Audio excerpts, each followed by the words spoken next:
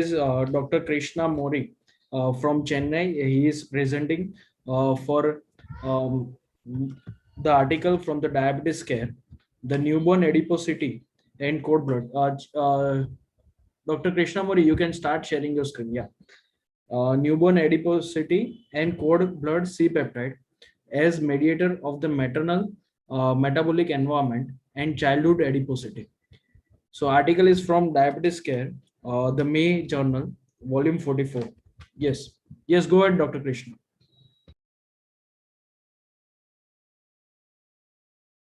You are mute. You need to unmute. Yeah.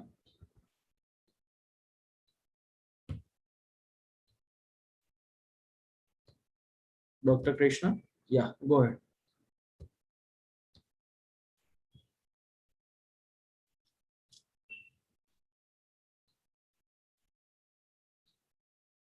Your voice is not there, Dr. Krishna.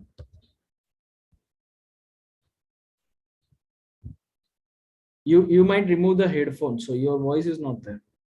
You can remove headphone and try it for you. It is not there, Krishna.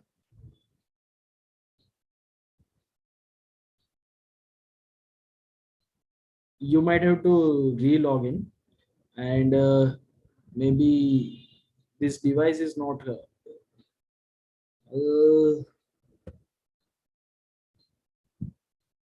You can share screen from here and maybe joining from mobile as for audio. As it is no, you can share the screen from here and you can join in from mobile for audio. Or do you want me as your audio is not there?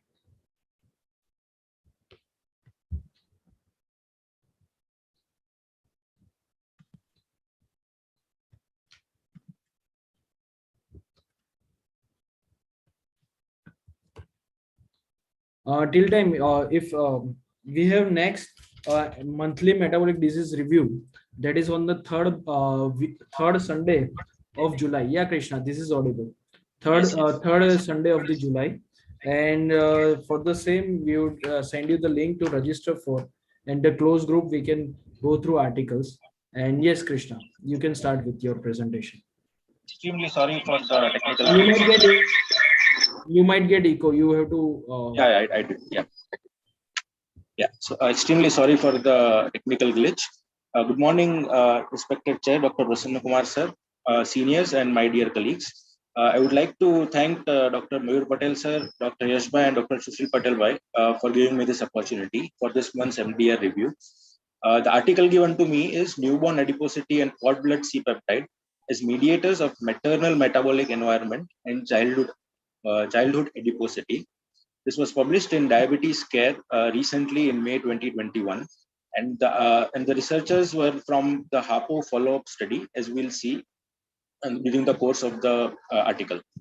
Setting the context, as we know that HAPO study and HAPO follow-up study have been the landmark. Your slides are not moving. Can you reshare your presentation? Your slides are not moving.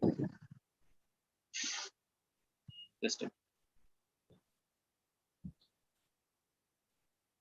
you are well audible, but your slides were stuck.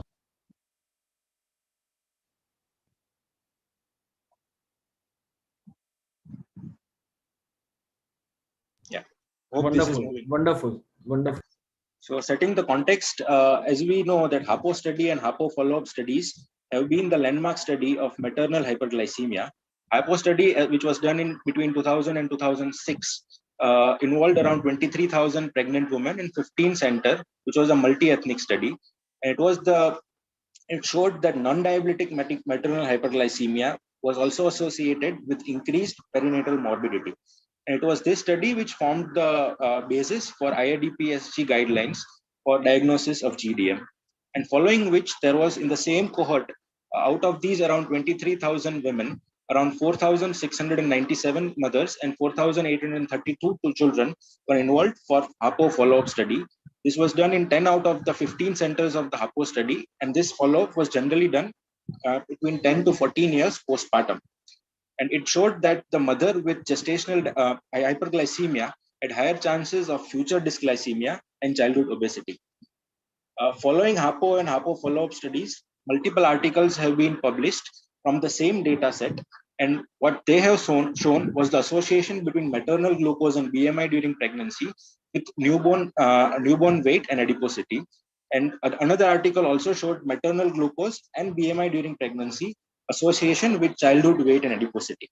However, what was not shown in the same data set was the association between newborn weight and adiposity with childhood weight and adiposity, which has been hypothesized in this article. Coming to the second hypothesis for the article, it has been shown that maternal metabolic milieu adds complexity to the relationship between the newborn and childhood adiposity, and the maternal glucose modulates the fetal insulin, which is the predominant growth factor in utero, which in turn regulates the fetal fat accretion. However, the question that the extent to which the fetal insulin contributes to childhood adiposity has not been described. So the second hypothesis for the study was to address the hypothesis that newborn adiposity reflects the maternal metabolic milieu and mediates complex association between maternal glucose and BMI with that of childhood obesity, childhood adiposity. So coming to the two objectives for this study, the first objective was to investigate the association of newborn body compositions and CORD-C peptide with childhood and anthropometrics with or without maternal data. And the second objective was to explore whether the newborn body composition and CORD-C peptide mediates association of maternal glucose and BMI during pregnancy with childhood adiposity. Coming to the methodology of the study, this study was actually from the data set from the HAPO follow-up participants. It included around 4,832 participants, and they have taken care of these three segments of parameters. They have included maternal parameters like height, weight, blood pressure, and 75 gram OGTT data at 28 weeks of gestation. Neonatal parameters like the serum C-peptide, which was taken as a surrogate of serum in neonatal insulin levels, along with that newborn weight, length, and skin folds taken at flank, triceps, and subscapular region within the first 3 days of delivery. And the childhood parameters, which were considered 10 to 14 years postpartum, were the height, weight, skin fold thickness, body composition, which included fat mass and fat mass percentage. The baseline characteristics that we can see was the average age of mother. The mean age was 29.9 years. The gestational age at OGTT was 27.7 weeks. And the other significant finding is that out of these around 4.8 thousand subjects, around 47% were white, 16% were black women, 10% were Hispanic, and 24% were Asian. So though it was not equally distributed, the data set was considerably heterogeneous. Coming to the other baseline characteristics for the newborn and the childhood, the gestational age at delivery was 39 weeks. The birth age, the birth weight was 3.3 kgs, and the skin fold thickness at birth, the sum was 12.3 mm. Percentage of body fat was 11%. And that for the children, that was at 10 to 14 years of age, the mean age was 11.4. with a BMI of 19.3 with a 21% of the body fat. So coming to the first result, this is the logistic regression analysis, which they have tried to show the association of newborn measures with childhood anthropometric measures. So here we can see that these are the childhood anthropometric measures, and then they have tried to show whether there is any association between each of the newborn measures, that is the newborn sum of skin fold, newborn fat mass Z-score, and newborn birth weight Z-score. And they are divided into two models. The first model, they've adjusted for the field of study, child sex, maternal gestational age at delivery, maternal age, mean arterial pressure of the mother, height, parity, smoking, drinking, and family history of diabetes at pregnancy. The model 2 included all these parameters for adjustment. Over and above, they also adjusted for maternal glucose, sum for Z-scores, and BMI at pregnancy for OGTT. Here, as we can see, there was a statistically significant association between all the childhood parameters with the newborn skin fold thickness in both the models. There was a statistically significant association between the childhood outcomes with the newborn fat mass Z-score in the first model, when it was adjusted for maternal BMI and maternal sugar values, only first three parameters were statistically significant. And the similar thing was seen when they tried to associate newborn birth weight with that of the childhood parameters. Similarly, the other parameters being the newborn birth weight for length, only two parameters were statistically significant with the BMI of the in the childhood. And when they tried to look for the newborn called C-peptide Z score, almost all parameters were statistically significant except for BMI Z score in the model 2.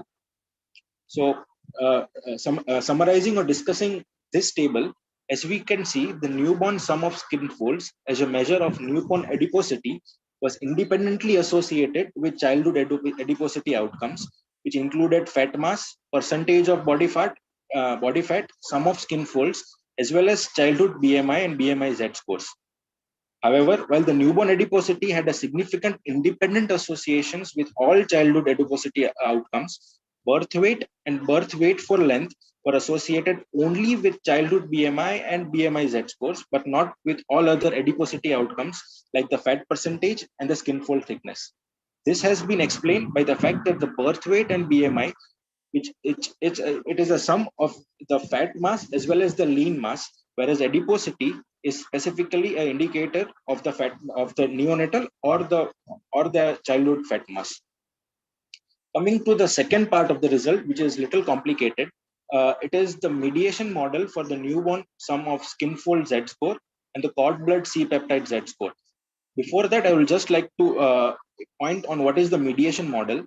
There is an independent variable here, which is mediated by a mediating factor to form a dependent variable.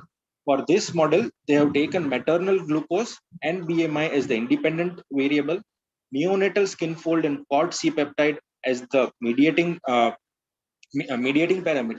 and childhood BMI, fat mass, and skin fold has been taken as the dependent variable.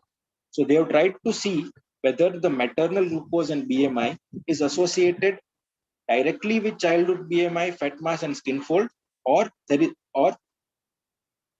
is an indirect association by the mediator, that is the neonatal skin fold and cord C-peptide.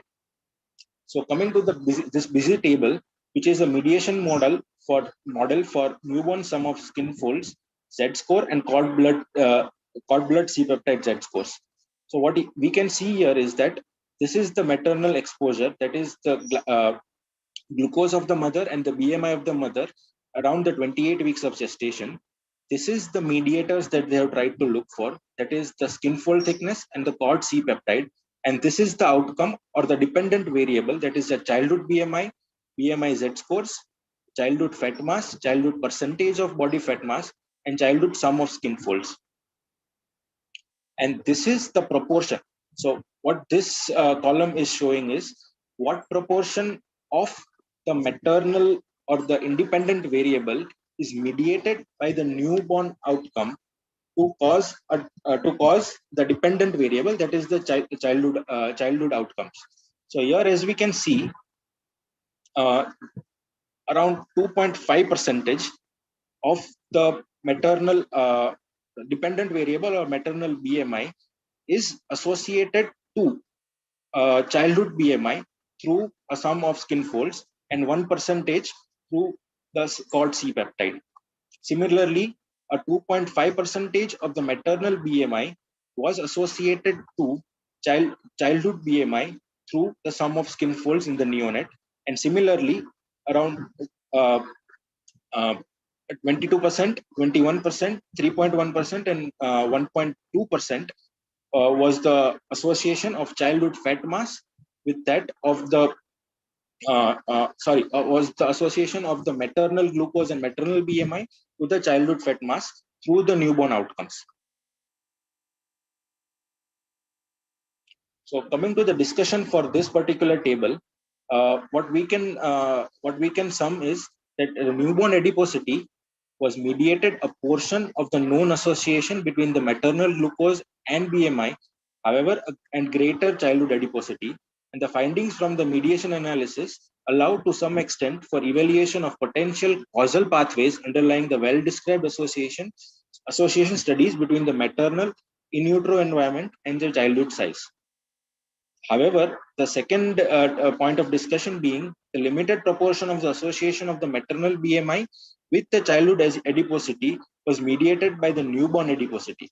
So over and above the newborn anthropometric parameters, there are other parameters which are more so affecting the independent and the dependent variable, like the genetics, epigenetic programming, and the hypothalamic appetite regulation.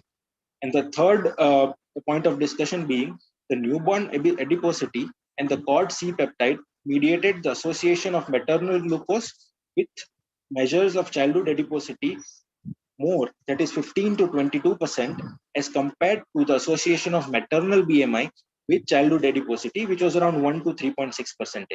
This can be explained by the fetal overgrowth hypothesis, which states that in case of maternal hyperglycemia, there would be fetal hyperglycemia and fetal hyperinsulinemia, which in turn leads to fetal growth and the fat accretion.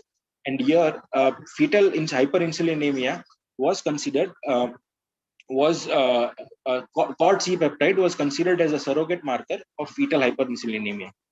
And excessive fetal insulin secretion is an important contributor to the developmental origins of adiposity in the neonate and hence in the childhood.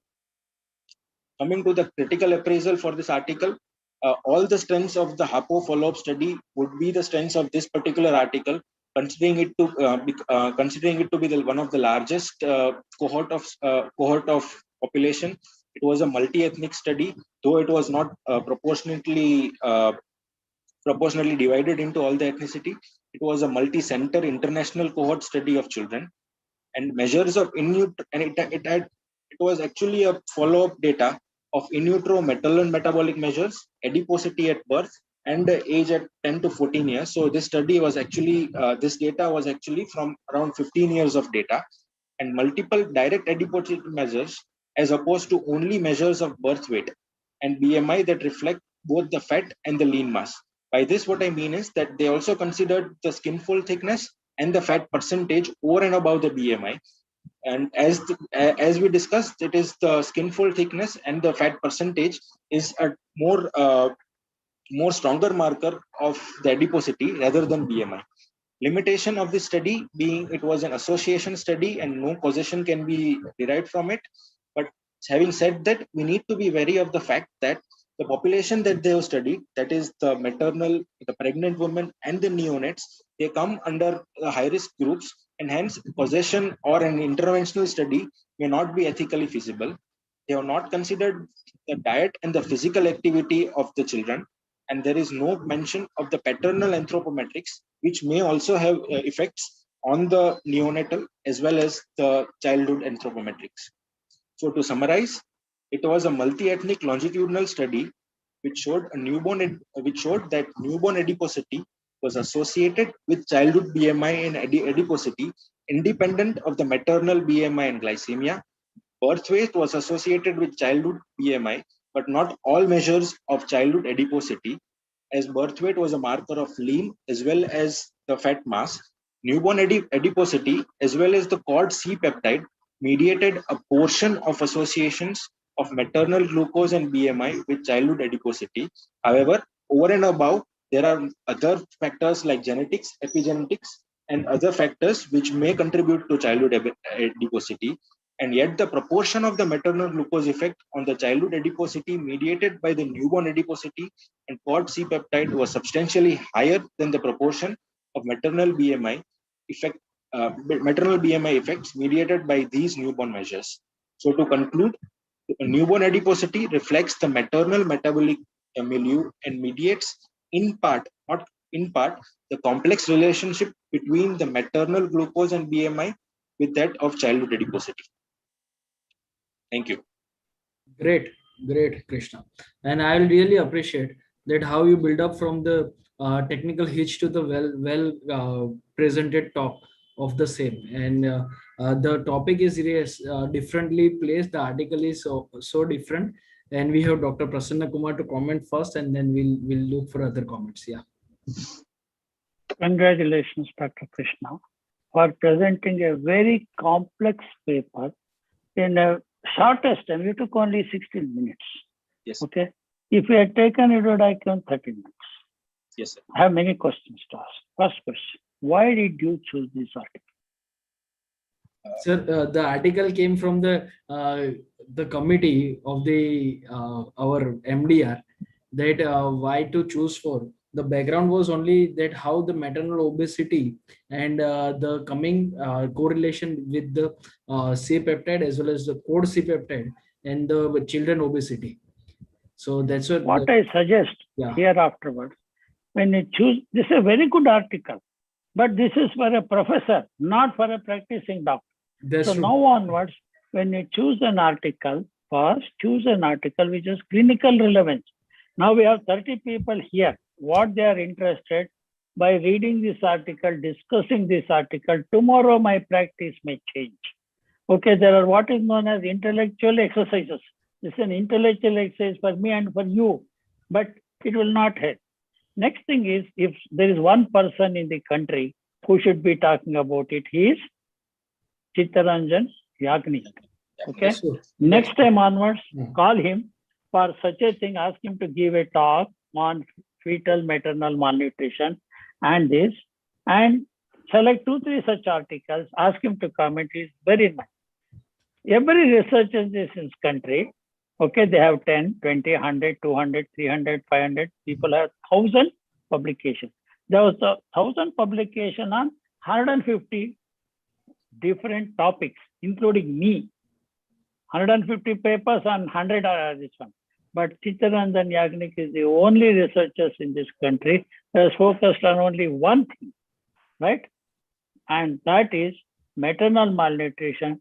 He has worked for the last 3 decades. Nobody has worked like this on only one aspect. So if you dig in one place, if not petrol, you will get water. If I dig in 100 places, 1 feet, forget water, you will not get mud also. That is what the whole thing is. Next thing is, when you look at this article, whenever you should have started with what we know already, what we are trying to understand in this article. What is the present knowledge quality? And beautifully I have presented. I like the slides that you have made, very well made slides, whoever has made it, and very concise to the point. Even I don't think I can make it in 15 slides. Every essential thing has been captured. Congratulations, whoever has made. We should try to understand this, just like I was telling always the meetings including this meeting, there is a bell-shaped curve. 2 people join, 10, 15, 30, 35. If yes, continues and I continue to talk, it will become below 10. So there are 2 things. One is we have got a lean child and an obese child. So if the birth weight is less than 2.5 kg, that's what Yagnik is concentrating, maternal malnutrition. And it shows insulin resistance increases in future also. He has followed up children up to 15 years. Nobody in this world has followed that data. So lower birth weight, maternal malnutrition, follow them up, then the insulin resistance increases. Already by 4 years it is increased. By 16, very high, they may become diabetic. That insulin resistance raises 2 things. One is diabetes, metabolic disease, another is heart disease. Look at the other one, German diet studies, where German mothers who are very fat and they produce big children, let us say 4 kg. The mean in these children are 3,300 kg. Not many of our children in this country will be 3,300. Okay. So if you look at it, even children above 4 kg, same thing holds good. So why is it that a thin child and a fat child, what is the common pathway? So that is why people have this, the thrifty genotype or phenotype hypothesis.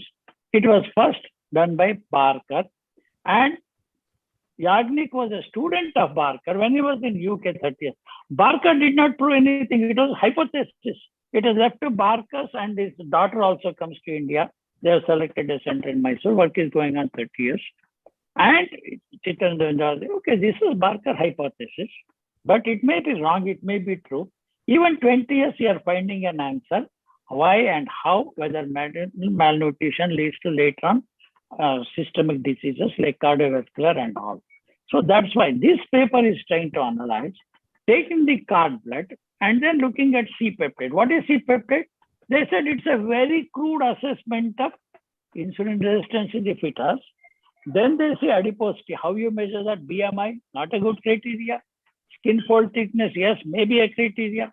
Then go on to height per weight ratio, which is a better criteria, and to see that if the child is thin or fat, or it has more fat and thin, because this is what they are going to see. What happens later? Because the longitudinal study. And what I would like to know, Krishna, who are the center? Was there a center in India, Asians, or these are all children in UK or USA, HAPO, where it was done? It was there. Please tell me, any Indian, Asian children they took. What are they? Indian in India or Indians in UK? Yes, sir. I'll just share the percentage. 20% of the Asian population was included, sir. No, where are this population? Residing in India, residing abroad, UK? Abroad, You sir. see the Abroad. acknowledgement or authors, any Indian is author or a center in India which data was taken? No, sir. No author is Indian, and all Or acknowledgement they would have mentioned. In the acknowledgement they will write, acknowledge the centers, or have they put the center set? Because you said it's a global study. Yes, sir. Yes, sir. It is actually the data set from the HAPO follow-up study only, sir. But none of them. You had to go back to HAPO study, whether Yes, sir. any Indian children were part of it, 14 years followed up, or Indian children in HAPO. This study, where was it done? Was it done UK or USC? USA. Or multi-country? USA, sir. Main center But was it said USA. multi-centric, multicultural, multinational. Yes, sir. Yes, sir. It was a multi-central, multinational. Thing, Then but what India- are the nation? Any Asian countries, they look at it. In the acknowledgement or method, they would have seen children from Asia or India or Pakistan, Bangladesh, Burma, wherever it is. Because it's very important. The Indian children, Asian children born in UK, USA are different and brought up different if they have followed up 14 years compared to children in India. No, sir. In the article, I am not able to. Before also, I tried and seen. I'm right now. Also, I'm not able to find out any Indian author or Indian center list. Okay. Other thing is very interesting. The limitation of this study, they said we did not take the anthropometry of the father. Do you think it makes difference, anthropometry of father? Yes, sir. Because Why? the genetic. How does it matter whether father is obese, thin, tall or short? Does it matter to the anthropometry of the child? Mother I can understand because the child is in the uterus, and that what is this relation between paternal phenotype and the child? Sir, especially for the childhood age, that is between 10 to 14 years, the height and the weight does depend on the paternal phenotype as well, sir. And the Correct. childhood growth charts also, we tend to compare it with the mid-parental height, sir. So there is definitely. That is why important. Okay. Yes, sir. Now, Yes. you know, if the child that is born, see, normally what we call as normal child, 2.5 kg to 4 kg. Okay, this child meat was 3,300 grams, no normal. Now, if the child is born more than 4 kg, what happens to the mother in future? The probability of developing type 2 diabetes is higher, sir. Correct. So all these studies have shown, if you get a large, we ask the history of all diabetic women, how many children have, what was the birth weight of the sir, last child was very big, 4.2. That's why you got diabetes. There is a correlation between maternal onset, future diabetes to the birth weight of the child born. You know, there was one study, which was only observation study, which said that if the weight of the child is more than 10 kg in future, mother will get diabetes. If the weight of the child is less than 2.5 kg, father will get diabetes. Nobody in this world, I heard it 20 years back. What is this relationship of birth weight of the child and father? What you said, BMI, height, weight, depends on father is good. This is something which an observation study last 20 years, nobody has been to say. This is hypothesis of one person from France 20 years back. If the child weighs less than 2.5 kg, father will get diabetes. What is the relationship? What is the science? Nobody knows about it. So that is how this is a longitudinal study, part of the HAPO follow-up study. Impossible to do with our setup, except of course Yagnik has followed children maybe 800 women from pregnancy to all of us try to say that the maternal metabolic milieu is important for the fetal growth. Malnutrition, overnutrition, everything. Whether it's malnutrition or overnutrition, it affects the placental blood flow. Where the placental blood flow is affected, nitrous oxide generation is affected, and that is why probably that is the cause for many of the fetal abnormalities leading to that. That is one of the hypotheses. But anyway, it's a good paper, but to analyze in depth and you have to teach, you need so much of time. We don't have that much of time, but it's a good paper. But in future, please select papers which are clinically relevant. This is something for a professor of endocrinology, pediatric endocrinology, and epidemiology, which will be very, very useful for 28 people right now. Okay, 28 people are listening. This may not have much of clinical relevance. It's more of a research tool, which is a very good journal. For a DM endocrinology, yes, this is a paper. For a practicing doctor to take home points from this and practice into our this one, you don't get much. That's all what my comment. Thank you for the nice paper. At least I have benefited by going through this paper and more so from listening to your presentation. Over to Yes, Yash. yes, sir. I was just going through the population in the centers. This is 10 countries, 5 years, and 25,000 individuals, pregnant female. And they were Asian origins, sorry, Indian origins, not the Indian center part of it. Yeah. So yes, thank you all of you participants and the faculties and all around. And it is indeed pleasure. Yes, that hosts this meeting as a lifestyle disease group. And as Dr. Prasanna Kumar always nourishing his, I'll say blessings to all of us, and he provided the input. It's better we as a scientific team focus on clinical relevance and the articles which can take it to our clinical practices. Considering that note, yes, Dr. Vishal, you can go ahead. Yeah, you have raised hand.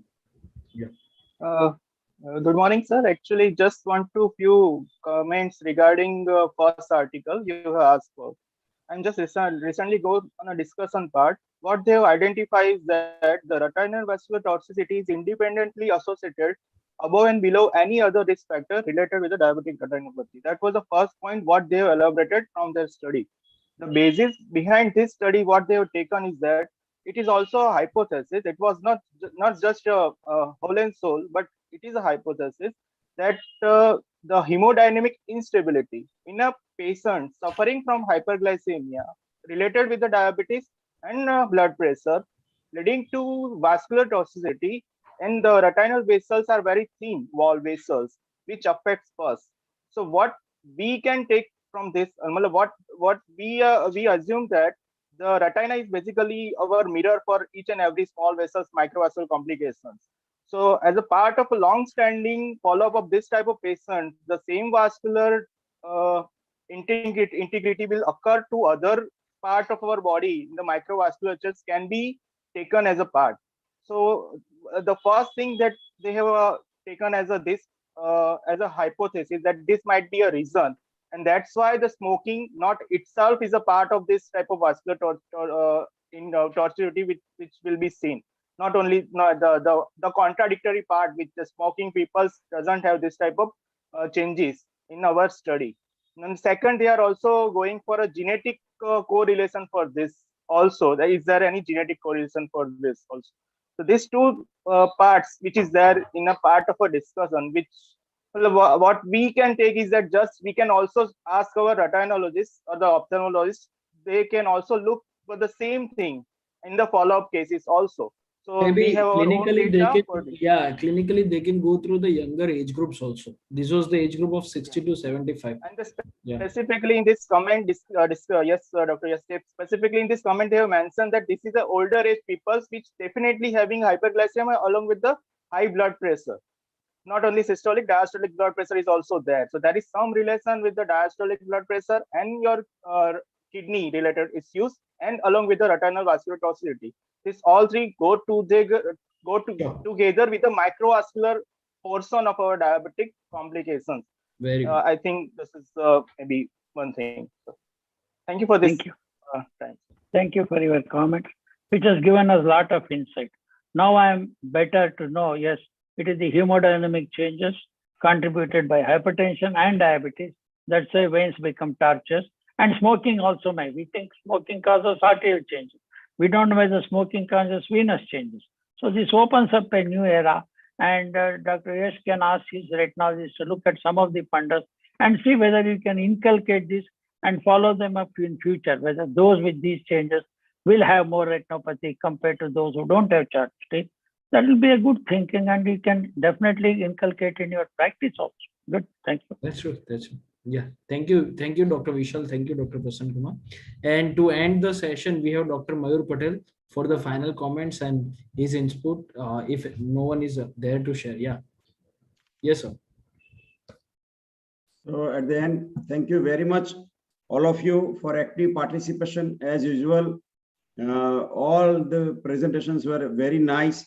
I thank you, Dr. Krishna, Dr. Vitrang, Dr. Priya, and of course, always Dr. Prasanna Kumar for his nice comments. And we presume and we expect your support throughout each and every MDR, which is being held every third Sunday of every month.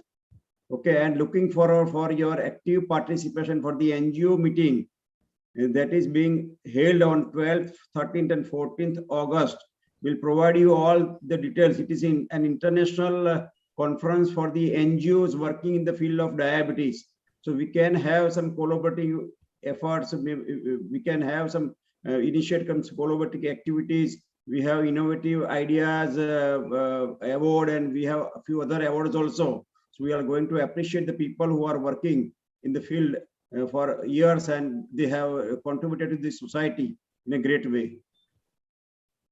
So I'll share that. Thank you, everyone. And with that note, we'll send you the invitation of this registration and innovation by NGOs. And we have till time 3:38. NGOs have joined in from 17 countries with 172 cities participating. This is some of the program highlights of it, and we'll send more details to it. On that note, yes, all delegates, everyone, and Dr. Prasanna Kumar, Dr. Rima Rao, Dr. Vishal Bhai, scientific team, Dr. Krishna Mori, with Dr. Vitrag and Dr. Sushil Bhai. Everyone, thank you, and indeed pleasure to host on this Sunday.